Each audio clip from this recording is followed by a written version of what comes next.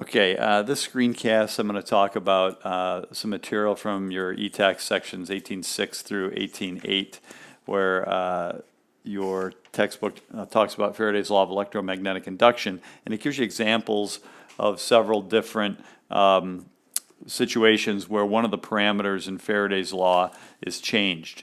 So in 18.6 it changes the strength of the B field. In 18.7 it changes the area of the coil or loop in this case. And in 18.8 it talks about changing the orientation. I'm going to spend probably the most time talking about 18.8 because it talks about electric generators, which is kind of a major thing in today's society because that's how all our electricity gets generated, from an electric generator. So just let's remember what Faraday's law says. Just a quick recap here. Faraday's law basically says an induced EMF, and remember, an EMF is just a potential difference. It's just another name for a potential difference that is, instead of across the terminals of a battery, is actually induced in a conductor. And every example that we've done so far has been in a coil of wire. Okay, and that's all you're going to need to know for the exam is induced EMFs in coils, or it might be in a single straight, object like a conductor that moves through space, like a rod that we talked about in class, moving in the presence of a magnetic field. So this is equal to the number of turns on the coil, and I'll use the e-texts notation where they have the absolute value of the change in flux per unit of time. And remember that change in flux can be expressed as B times A times cosine of the angle between the normal of the area and the B field as well. Okay, so in 18.6 it talks about a changing B field. In 18.7 it talks about changing area.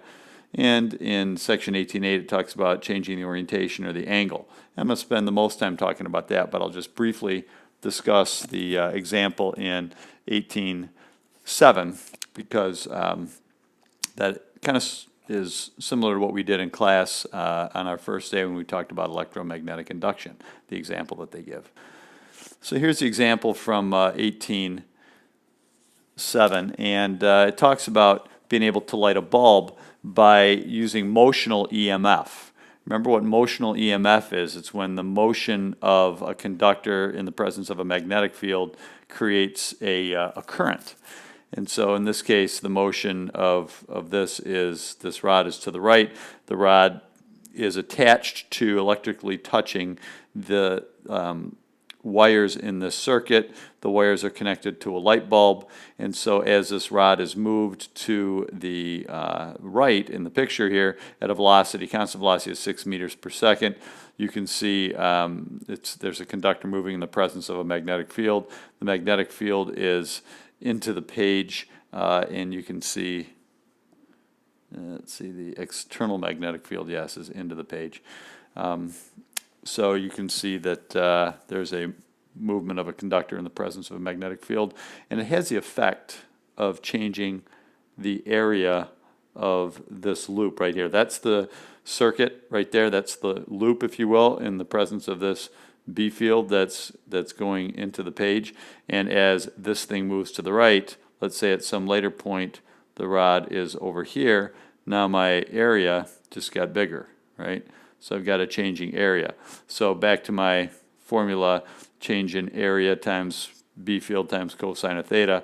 Well, the B field and cosine theta aren't changing, but the area is changing in this case.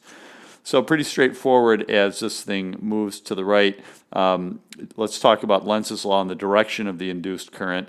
Since you're increasing the number of B field lines that are going down, that are going into the page. So if you look here on the right side of the page, you've got a pretty good representation here. You basically have more X's as you go to the right, so the induced current will create a B field that comes out of the page, and that's the induced B field, the BIN, is out of the page because it doesn't want to change the number of B field lines. If you think of the loop itself, as a thing. It doesn't want to change the number of B field lines. It wants to keep the flux the same through the loop. So because it's increasing as it moves to the right, the number of B field lines are going into the page. The current it induces will have the B field going out of the page. Using your right-hand curl rule, you'd be able to figure out which way the current would have to go in the counterclockwise direction to create an induced B field out of the page. And the magnitude of the induced EMF, let's see if I can, I'm going to get rid of all that stuff. I'll just swipe it up there, and let me see if I can move my picture here. Okay, so they show you the formula for Faraday's law for magnetic induction, and the external B field's not changing. The only thing that's changing here is the area, so the external B field gets to come on the outside of the formula, and there's only one, n is 1 because there's only one loop. So I'm going to go to the next page here, and let's see if I can shrink this down a little bit. And if you remember, we kind of derived this in class the other day. The area of that loop is length times the length of the loop times the change in x, which is the horizontal distance that it's moving. So the length can come out in front. The change in x over the change in time is the same as that constant velocity v. So it's pretty easy to figure out the induced EMF. And when you've got Ohm's law here, if you want to figure out what that induced current is, that's easy enough once you find the induced EMF by taking the given external B field times the length of the bar that's moving times that constant velocity of 6 meters per second. Divide that by the resistance, which was also given. I think it was, there it is, 10 ohms right there. And you get the induced current of 0.14 in the counterclockwise direction. So the lamp, it says, will glow, but just barely. Its power output is I squared R. Remember when you talk about power dissipated, and this is, you could either use V squared over R, or you could use I squared times R. And this is probably the easiest one to use right here, because you just figured out the current, and you've got your resistance of 10 ohms. So that's, the power is only 0.21 watts. Okay, let's talk about section 18.8, which is a changing orientation and an induced EMF.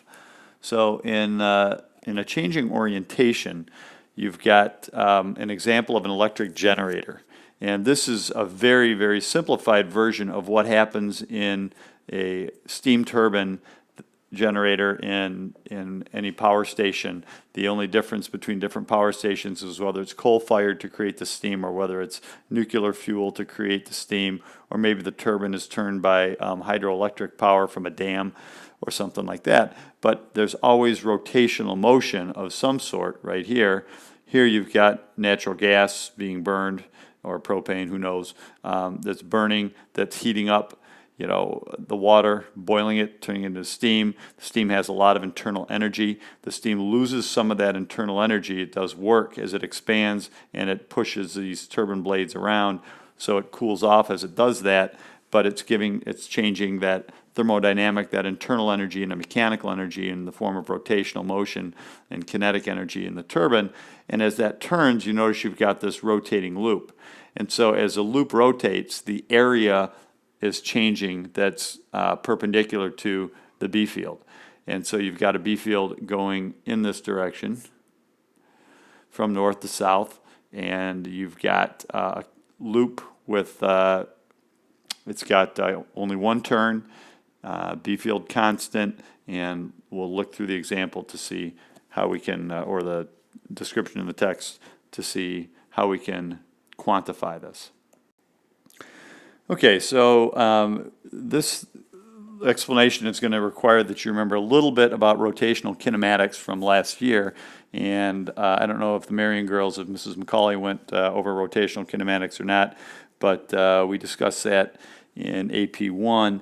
And basically the four kinematic equations that we learn in one-dimensional motion at the beginning of AP Physics 1 or Honors Physics have analogous equations, four kinematic equations for rotational motion. And delta x, which is linear displacement, has an angular counterpart, delta theta, change in angle. Angular meaning rotational motion, it changes its angular position over a certain amount of time. Velocity has an angular counterpart of omega. So the units of change in angle are radians, so the change or the rotational velocity is in radians per second. So that is rotational velocity. And so you can remember delta x equals, sorry, didn't mean to start there. Velocity is displacement over time. So if we say xf minus xi over delta t, and if we call this 0, if xi starts at 0, then it's just your x final position divided by time is your velocity. So I'm giving you this little background because we have this little loop that's spinning because of some steam is expanding and spinning this loop in the presence of a magnet. We're going to assume that it's spinning at constant rotational speed omega. And they use this equation right here, which is basically just theta, which is like x equals velocity times time in the linear world. Theta equals omega times time. So the change in angle, or the final angle, the final position, is equal to the average radial velocity times time. So it's analogous to this in the linear world. So don't be thrown by the fact that they've got different variables in its rotational motion. So that changes our equation a little bit. This is the equation for flux, and the flux is going to change because of the constantly changing angle. So the angle changes. So if you notice the equation here, the external B field times the area of the loop, B times the area times cosine instead of theta, they've substituted in omega t. And as that changes with time, that's a calculus. It's like the derivative of this equation with time. And we don't need to know the calculus, but what you end up with is an equation that looks like this. So when you derive or find the derivative of delta phi delta t, you switch the cosine to sine, and an omega comes out in front times omega t. So there's no way for me to derive that without using calculus, so I'm not going to try. So that is a formula to kind of give you an idea of how to calculate the induced EMF in an electric generator. You probably are not going to have any problems like this on the AP exam, but the reason I wanted to show you this is to help you understand in the next slide the relationship of the flux as it changes with time to the induced EMF. So I'm going to jump to the next slide here. So if you remember, the induced EMF is equal to N, in this case that's just 1, times delta phi over delta t. So over here we have a graph of phi versus time, and you'll notice that the flux at the point when the loop is turned so that the area, the normal vector, is at a 90-degree angle to the B field. Here's my normal vector right here.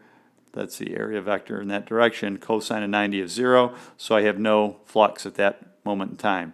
The flux is greatest in one direction when it's at a 0-degree angle, and it's at its greatest again magnitude, don't worry about the sign, when it's again at 180 degrees, because cosine of 180 is -1.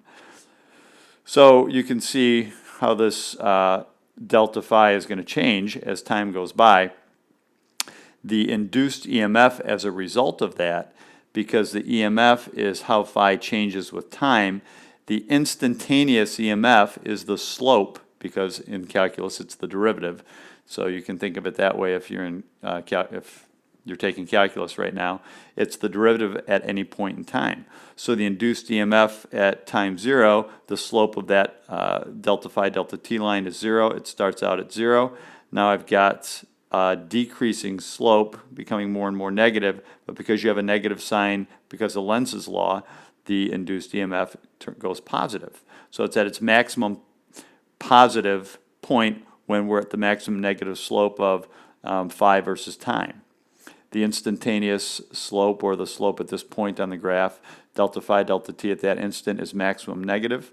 And so we have a 0 slope. It's a minimum point, so I have 0 EMF. Maximum positive slope right here, I have a negative sign again in my EMF, induced EMF equation, Faraday's law, so that's going to be maximum negative EMF down here. Then I get up to this point, again 0, the slope is 0, and I have 0 induced EMF at that point. Hopefully that makes sense just logically how you walk through. Really the important thing I want you to get out of this is how this graph represents the slope of, slope of that is this. So that helps you to understand how graphically you can interpret the slope of delta phi delta t and apply it to Faraday's law. So we'll discuss this a little bit more in class. If you have questions, by all means come and see me or ask in class, and we'll talk about it.